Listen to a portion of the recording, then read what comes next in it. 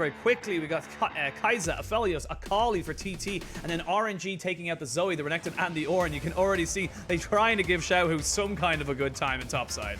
Yeah, I mean, just trying to get rid of some of the more annoying champions in the top lane. But it looks like they're going to lock in nice and early here for Xiaohu anyway. Xiaohu has gone back towards this Gragas quite a bit in that top lane because, honestly, decent weak side top laner that just has a bunch of sustain, very difficult to push in a lane. So he could just absorb this punishment in the top side of the map and let the rest of RNG do their thing. And Wei, I love Pantheon for Wei. Like, if I think of an early game aggressive jungler in the LPL, my mind instantly goes towards Wei. So the fact he's on the likes of this Pantheon where he can go for these level 2, level 3 dives that he was famous for on E-Star, but also scale pretty well into that mid game now with the new Gore Drinker Pantheon. This is like prime territory for this early aggressive jungler on RNG. And we can see they're locking in a lot of their picks straight away. The Olaf, the Jhin, the Leona, the Pantheon, the Gragas, and Misfortune all locked and loaded. So the AD carries are off the table in terms of who they're going to be able to kind of, throw bans towards. But it looks like RNG is going to keep throwing them in topside. I'm kind of okay with this. You kind of need to give Xiaohu as much leniency as possible. If you throw 4 bans in the topside, that's fine with me. If that works, that's cool. Yeah, bot side though, Ming is going to have his champion pool pinched just a smidge. So Alistar taken off the board. Could end up seeing something like the Thresh taken away as well here. Some of the other champions that we've seen rise to priority there in the bot side set a little bit. But Ming does always have something like the fallback of his Morgana and these kind of things. Like Ming very proficient on this champion and does particularly well into the Leona as well. Yeah, we'll see how they're kind of going for it now. Of course, we got to keep in mind it could technically be a Gragas support. It could technically be a Pantheon support. So plenty of flexes available for RNG. Still keeping the counter close to their chest as we wait for the final ban to come in. It's going to be the Orianna. So we will not get the Orianna Syndra handshake coming in to this new series. Yeah, and no Zoe either. So we're kind of dipping down in priority now. You don't have the AP jungler here available, or maybe you can get an AP threat, so it's not like you're going to see the likes of the Lucian or anything like that coming in. It looks like they're just going to go back towards the other control mage that has been taken over in the meta, which is that Viktor in the mid lane. Now, I'm curious to see what Captain decides to go for here, because Captain, you got the counter pick. This is a guy who likes to get aggressive in the mid laner, has played a lot of assassins, and the likes of LeBlanc has fit into his wheelhouse perfectly, and can do particularly well into the matchup against this Viktor. Yeah, we have seen Viktor not to the best success so far in the LPL, and we're only 3 days in, but we already have about 9 games to or 9 series to look at, and plenty more games on top of that. So curious to see how Cryin works with this Viktor and see if he can make something happen with it. While the LeBlanc, as you talked about, something that is 100% in Captain's wheelhouse, going to be bringing it in, and that's kind of a nice matchup for him now. TT have the lanes to kind of be aggressive, to look for those little bit of outplays and maybe catch RNG off guard. Certainly, and expect a lot of pressure coming through from Bless now through this mid lane. We saw a little bit of it in Domestic Championship where this mid-jungle 2v2 could work well together, but they need to pick it up a notch here. I want to see them starting to get in aggressive on towards this Viktor. Now, you can already see Cryin, he's opted in towards the cleanse, but okay, that's a last second change coming in for Xiaohu. Yeah. Going for the Camille in the top lane. Yeah, we talked about it. I mentioned that we had to pay respect to the fact that that could be a Gragas support. It could be a Pantheon support.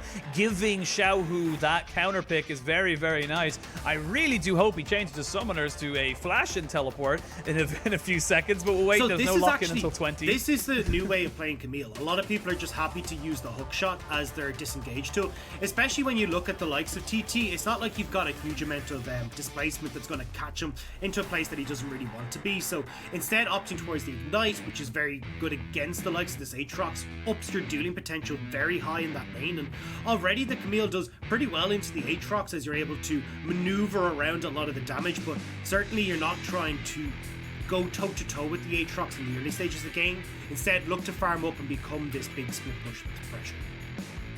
I completely agree with everything you just said. Xiaohu is not a native top laner, and that's why I have my little bit of issues with it overall. But I am more than happy to be proven wrong, and I am very excited to see this top lane. Definitely a lot more fun than watching 2 tanks and, say, Ornn and Sion smacking each other and not really doing much with it. Camille and Aatrox will have the agency. They will have the ability to be able to make plays happen on their own or with a little bit of help from their friends in the jungle. So we'll have to wait and see. But ladies and gentlemen, we will waste absolutely no more time. We're going to jump straight on to the Rift for game 1 of this best of 3 series. TT, aka Dominance Esports, they've been rebounded to TT, going into their first series versus RNG. Both teams desperately looking to try and get a win solidified here, as it just sets your season off so nicely.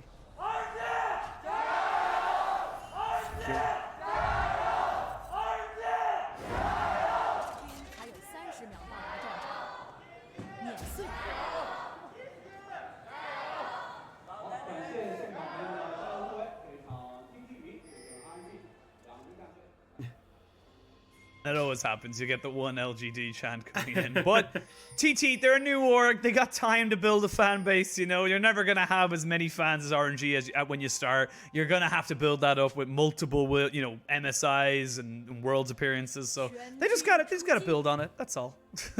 Yeah, exactly. And look, the best way to do that is to get yourself off to a nice start here against RNG. And you can see, kicking things off, that at least a very aggressive summoner spell choices have coming through from Captain in the mid lane alongside that electrocute. So already he's going to be looking at a kill threat mid, and this is where TT are going to put their eggs in the Captain basket. Let's try and get this LeBlanc fed. Let's then try and have her take over in a lot of respects, because Cryin and Gala have the opportunity here to play reasonably far back and try and just outmaneuver the likes of Chelizi and Bless and make it difficult for them, if they're controlling the zones around objectives right, to really close the distance on towards RNG, especially with a Gragas support.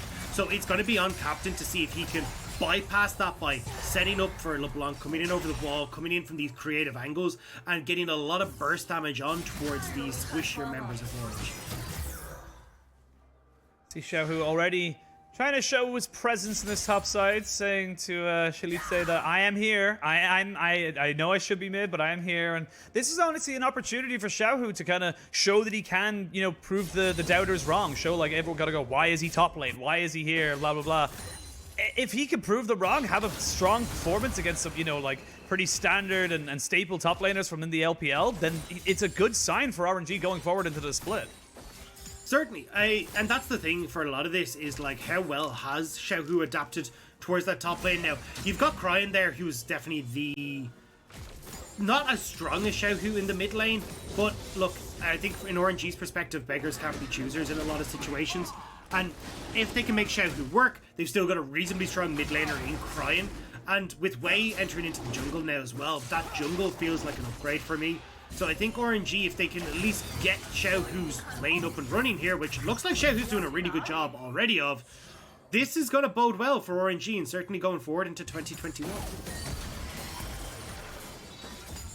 See now Cryin, not afraid of Captain, making sure he's keeping him at arm's length. I will say, however, Captain has got the slight mana advantage as we go into these first few minutes of the games. And now I want to see where the junglers focus. This was kind of the big question we wondered from RNG and also from Bless, is that where does he want to try and focus his efforts? Because right now you're looking at two very, very early game junglers who can make things happen. It's all about whether or not they will be given the opportunity, though, to make those things happen.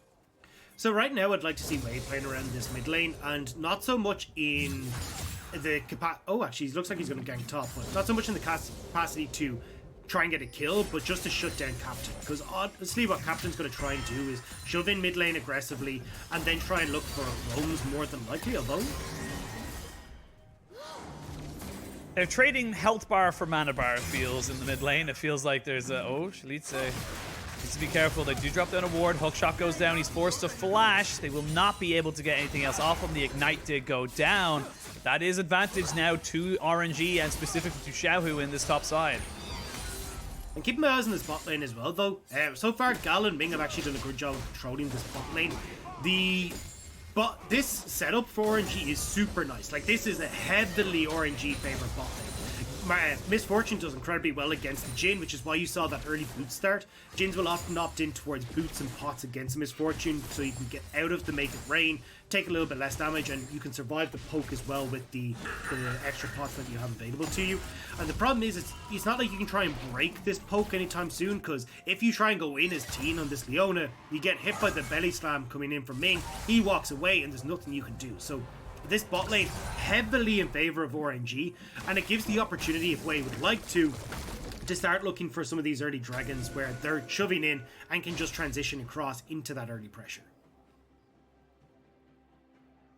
Sadly, you know that when the LPL early game is relegated to farming and some odd skirmishes, that the meta's not in a fantastically early powered place. And I feel like that just comes down to, like we talked about a million times, that the mythic items are so powerful that if a team gets so far, as we saw with BLG versus E-Stars game 2, if you get that mythic item super early, you're in a lot of hurt. You need to be making sure that you're at minimum just about 30 or 40 seconds behind your laning opponent in order to kind of keep the game relevant. So it's just not worth it going for those early game skirmishes if it's not 100% guaranteed.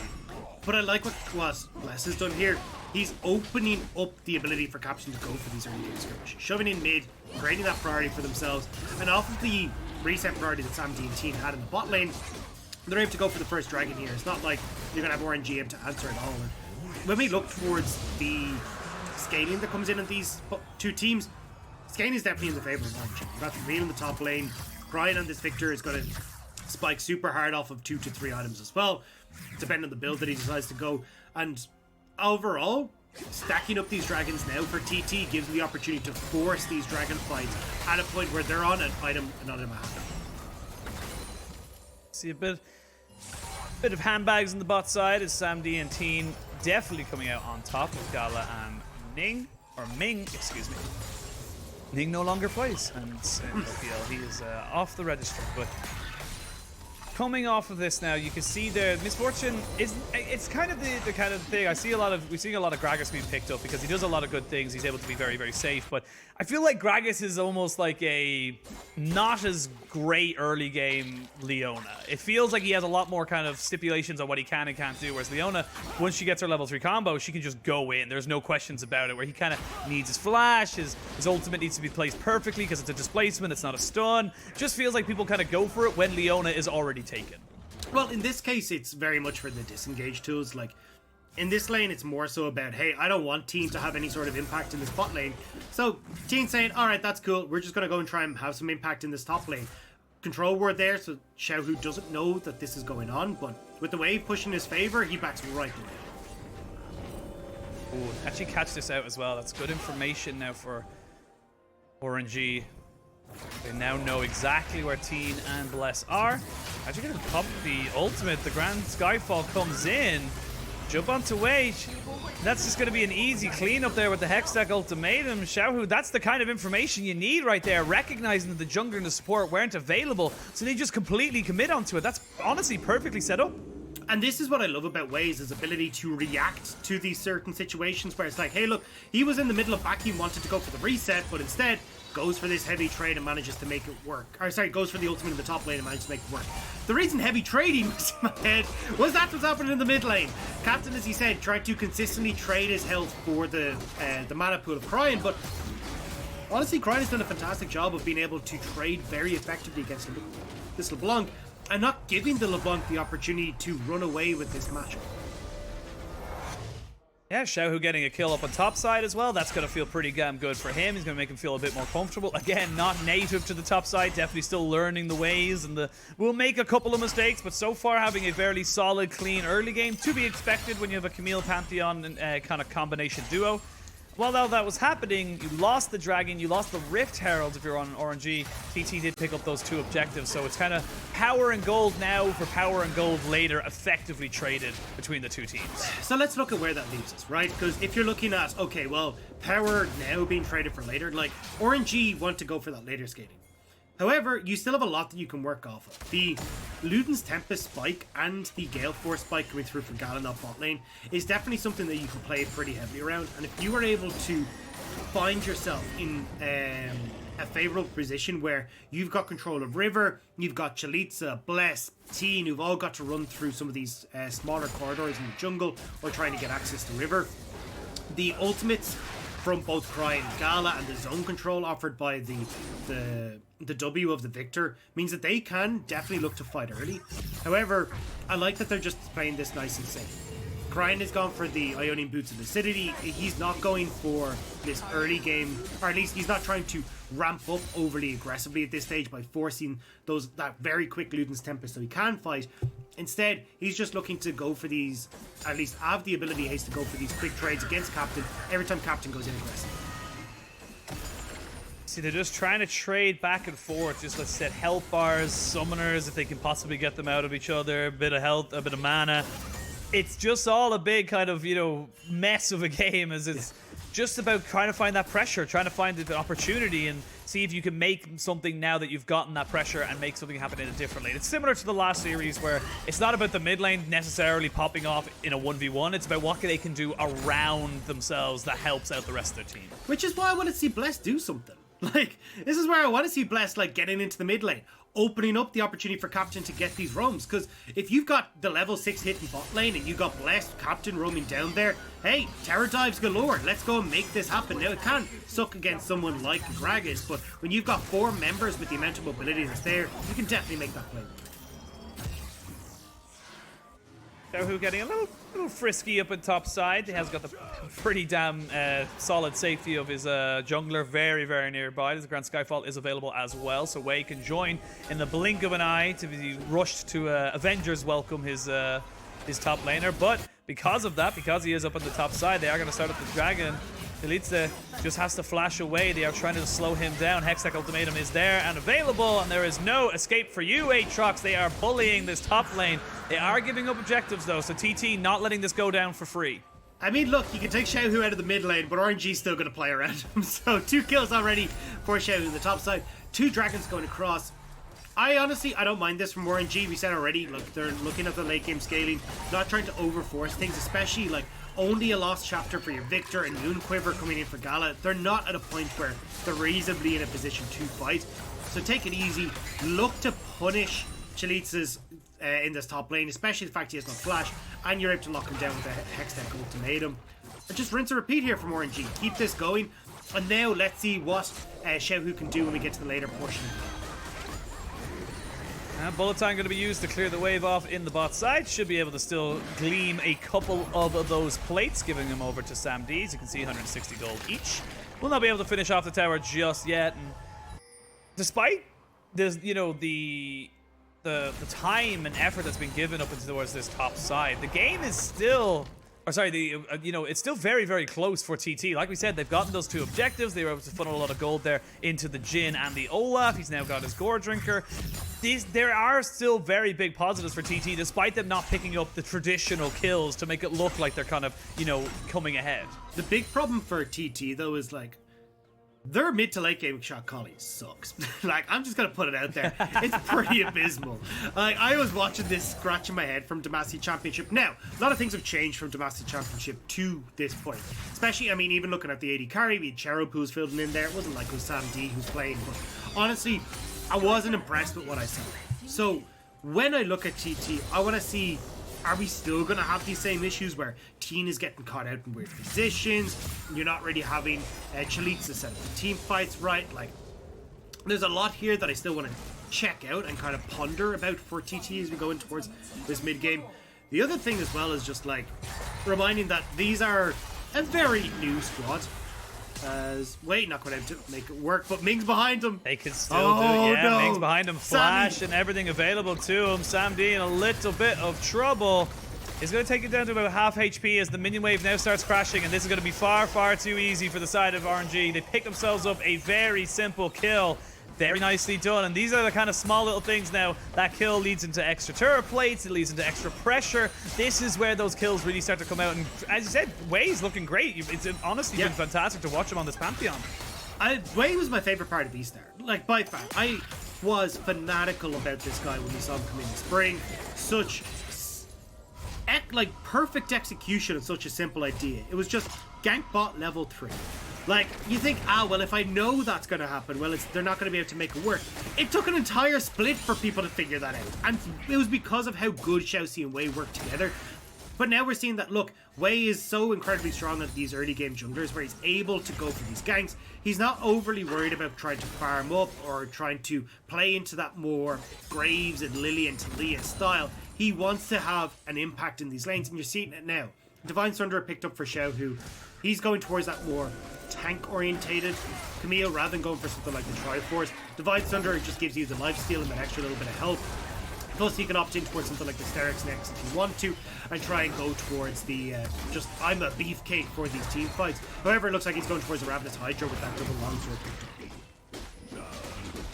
Yeah, and look, you know, you talked about how, yes, you know this is going to happen. It doesn't matter because the execution. It's similar to, like, you know, old school RNG where they were like, well, we know you're going to try and feed Uzi, but it doesn't matter because Uzi's still going to get fed. You can't do anything about it. So even though you know it's going to happen, you can try and put stuff into it. Sometimes it's just they know this system so damn well. They know what to do when whoever it is comes in, and they know how to set up for it so properly. It doesn't matter if you know or not. They're still going to do it, and that's just the beauty of how, you know, some of these teams have been able to kind of, you know, make what would be perceived as a weakness into a strength. And I'd just like to point out for some people who have said it to me on Twitter, see, I don't have an RNG curse. Just because I say it weird doesn't mean that I've cursed this team, all right? They're doing well right now. They're looking pretty good.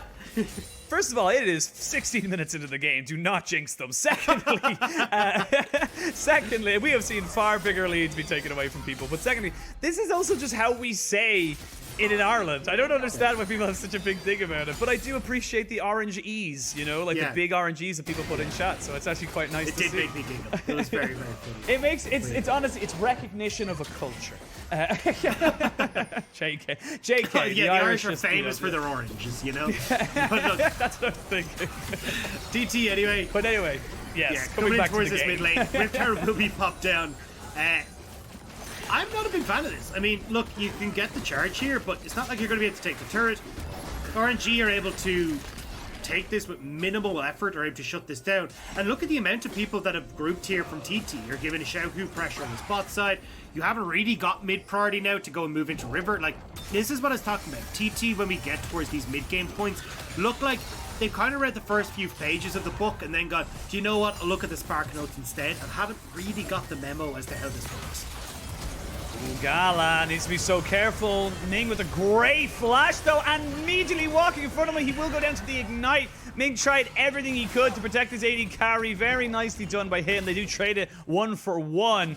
Dragon is still up and available. You can see RNG just want to try and get that one, stop the ticking time bomb that would be the Cloud Soul going in favor of TT. And yeah, like, I feel like that Rift Herald play was just a little bit too soon is probably the way I'd put it. Now, can't talk about that just yet. They're going to jump straight into Ming, who gets deleted straight away. Now they're going to jump straight. Wei gets a kill on the Bless. There's a jungler dead now for TT. Sam D can't really get into this fight. He knows that it's just a bit too risky with the control you get with someone like a Viktor. Cryin now going to try and chase down the LeBlanc, while Sam D is being chased down, but he takes away a kill on his own. Xiaohu will be able to pick him up eventually. Hookshot misses though, and now it's a little bit dangerous. Sam D is not going to be able to survive. Xiaohu, those mechanics are a little bit wishy-washy, but he ends up getting the kill. They will take the dragon. Just making it interesting, you know, just try to make sure that you stay on the edge of your seat for what has been a very slow game. So I'm happy that at least we got a little bit of action. Either way, nice play coming through from RNG. I expected TT to try and take this fight. As we talked about, look, Luden's Tempest completed for Cryin is fantastic, but trying to see if maybe they could make things work before they got Gala back in the fight and had access to that big team fight ultimate. But honestly, Cryin's in a perfect position here. Sam D can't go really up too far because Cryin is able to zone him out for quite a bit of this fight.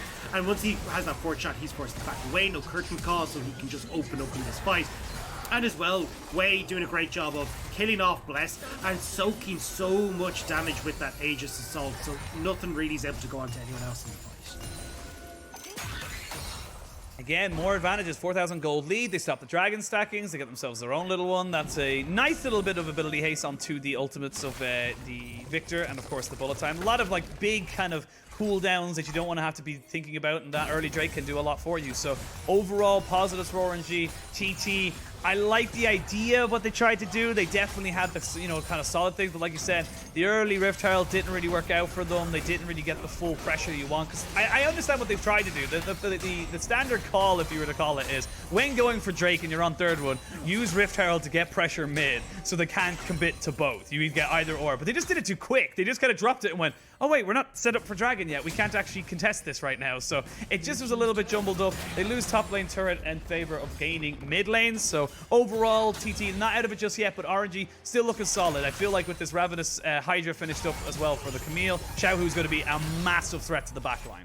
And especially now when you think about the globals that are available on RNG as well, like Xiaohu, massive threat bot side, but also will pretty much at all points in time have this threat of Wade to join in with them as well. So this is where you start to see the pressure that RNG can have might be just too much for TT to handle. And if they're trying to send multiple members down towards the spot lane to deal with Xiaohu, well then look towards Baron as the rest of RNG. And when you've got the likes of the Viktor and the Misfortune, you can get through this relatively quickly. Xiaohu, a nice little cheeky ward, just spot out Teen. Knows that he's probably getting collapsed upon, needs to back himself away, was very far up in that lane, but that gives good free time for the side of RNG to get themselves some jungle camps, get some deep vision in the top side of the blue. Ming, look, gonna start doing a little bit of jungling.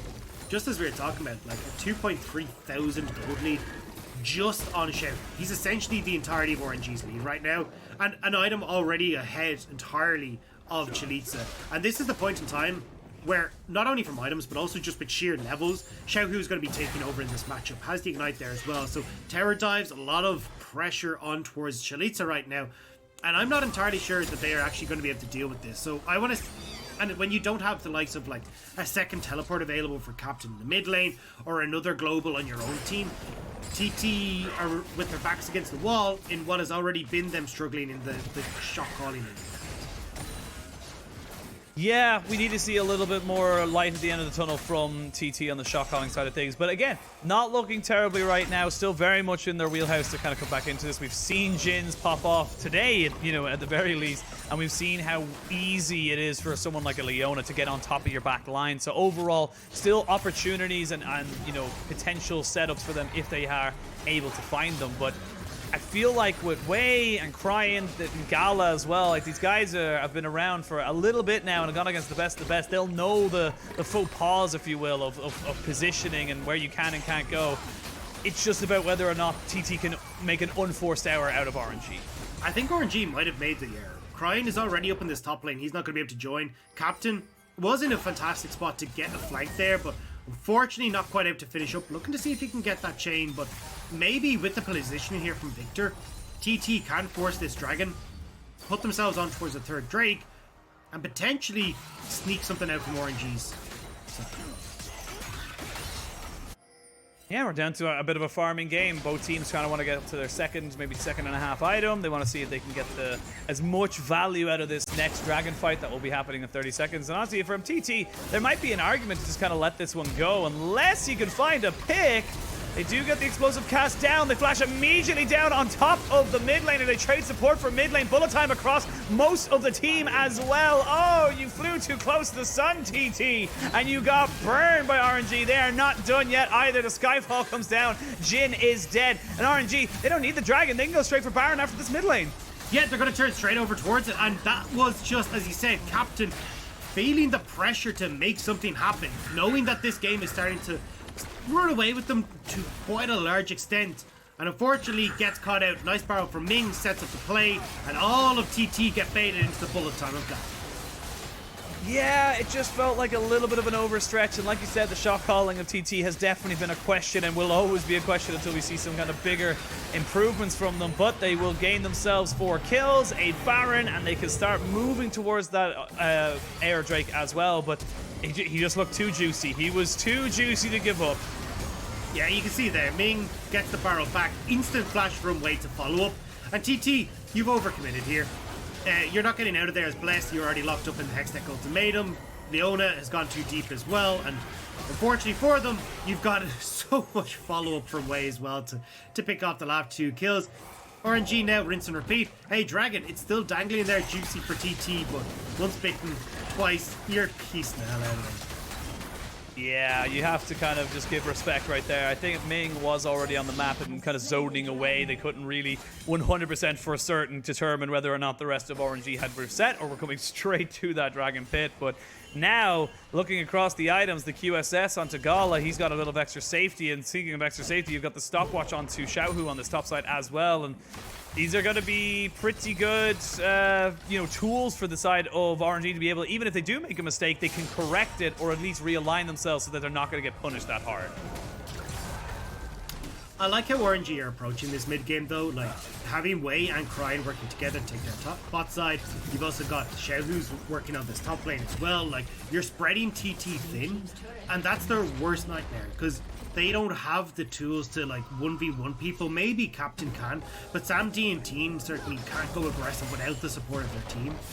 And it means that RNG are able to go for these aggressive plays with Baron now and get the remainder turrets there. And that is the second tier 2 turret they have picked up now. They're going to try and rotate into this mid lane. They still got a good minute and a little bit on this Baron buff, so all outer turrets will almost certainly go down. Captain trying to see if he can get something on the Xiaohu, again, who has no flash, but is doing just fine with just his hook shot. This late into the game, level 15 should have plenty of points into that to decrease its cooldown. So overall, still feeling fairly safe. Now with both three lanings, 1-3-1 being utilized here by RNG, trying to get the maximum value out of this Baron. They still have it for another 45 seconds. They can get a lot here. Yeah, that's the engage team. Soaks up that stun from Wei, but it looks like everyone's just going to back up. I say that. Yeah, Teeen has to flash, does not want to get caught out there. There's the curtain call, but the people are still very, very healthy here. This is used to trap people in, but there is the captain going in, trying to just eliminate Gala. He stays alive with just a sliver of HP, and sadly for you, LeBlanc, that does not help you with the passive there, and that is with the Gala. With Gala going back, they may be able to try and take more and more of these inhibitors, because right now they're still looking pretty damn healthy. Cryin is still full HP. Xiaohu can TP in if they want to try and end this as well, but it looks like inhibitors are just going to be the call here. Gala walking his way back towards the base. There's one tower remaining when it comes to these inhibitors, and TT trying to get aggressive on, but I don't know if you want to take this fight. I don't think you can take this fight right now. They're trying to jump onto Xiaohu, who just goes golden. We talked about the stopwatch earlier there, and there is the second fight coming in. Oh, you talked about the shot calls, and they didn't look at the items. Another explosive cast is beautifully set up to put the Aatrox right into the middle and the waking arms of the rest of his team.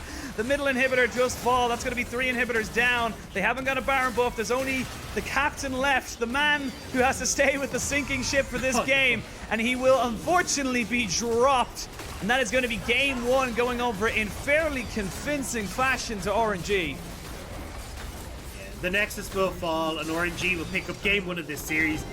Very, very well played from start to finish by RNG, and it really did kind of kick things off in the draft, where we saw the shenanigans coming in, where, I mean, even I said it, I thought this was going to be a Gragas top lane for Xiaohu. It's been his fallback in the Demacian Championship, but swapping that in towards the hands of Ming at the last second, getting this Camille in the top lane, which not only did a great job against the Aatrox, specifically with the help that was coming through from Wei, but also shutting down the kill threat of Captain, because Captain wasn't able to go in as aggressive in this LeBlanc as he would like. And we saw the desperation really start to set in for TT, where they go heavy on these plays as LeBlanc trying to make things happen, but it's too little too late. The game's already run away from them, and RNG clean up. Yeah, and honestly, you know, great moves coming out from Xiaohu. Honestly, he was a massive question mark for us. Is it going to work out for him in top lane? Didn't look terrible, but I still think that there are certain things that, you know, might be exposed against maybe higher caliber of opponent. But overall, RNG, if they can take this, make it a 2-0, you're going to be very, very happy with this. You don't lose a game. You keep everything nice and clean. And they look like the other pieces, like apart from the question mark in top lane, the other pieces still look good. Yeah. And on TT side, it's still looking like the problem DMO had. DMO finishing last in spring, not looking so hot coming into spring 2021. And unfortunately for them, like, it's not looking like they've got the the ability to carry themselves out of it. Like, Captain, as you can see, is trying to make these plays work in LeBlanc, but that's their star player. That's where all of the eggs are. And when he's not able to make anything happen, you can see the results falling very swiftly behind in this game. And when their mid to late game shot calling is as poor as it is, it's not like they can even try and out-rotate people on the map. Yeah, we saw actually a very similar situation with Bless happening with... excuse me, I can't remember. Meteor, excuse me, from BLG earlier, where he focused on the early objectives. He literally got all 4 early objectives in the first 20 minutes. He got the 2 dragons, he got 2 Rift Heralds. But it wasn't that didn't matter because the gold had already gone over to Xiaohu, the gold had already gone over to Gala, and they were able to use that momentum to push forward. That's why the kind of 4 dragon win condition isn't really a win condition anymore, because if you bleed out too much, it's just going to be pointless. And that was the problem, was that, well, you're taking dragons, I'm taking Chelizi in the top lane over and over again. Wei was just ganking. Xiaohu gets this massive lead, 2.3 thousand gold ahead by the, I think it was the 18-minute mark. And at that stage, he's already, or maybe 20-minute mark, but either way, he was still an item ahead over Chelizi. Split push pressure is in his favor. Now you've got no ability to deal with this. And Xiaohu just shoves in, joins the team, kills everyone, and it's good to go. Yeah, well, we'll have to see now if TT can change anything coming into Game 2, or if RNG will be taking a swift 2-0. We're going to throw it to a quick break, but when we return, we will have Game 2.